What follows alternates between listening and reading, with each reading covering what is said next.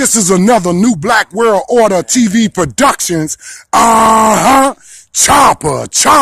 What's up, Brother Mel? What you doing, bro? What's up, man? Hey, man, you want to share something with the family? Yeah, man. I support New Black World Order. King Shah out here really doing that work, man. Okay. You think that we need to be recognized for the work that we do in the hood? Yeah. Like, what type of work are we doing in the hood? What type of work am I actually doing in the hood, brother? Work in the community, feeding the homeless.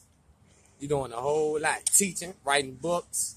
How have I impacted your life? You impact my life a lot. I know when I first met you, I just was really, getting out the streets for real. I just became conscious.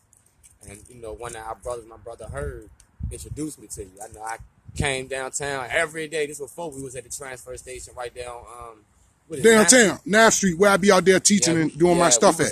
We was up there by Foot Locker there, remember? We was up there by Foot Locker. Right. Man. So in a good way, though. What you got to say to Sarnetta about nominating me for a award, brother? Sarnetta, shout out, what's up, Sarnetta, what's up, family?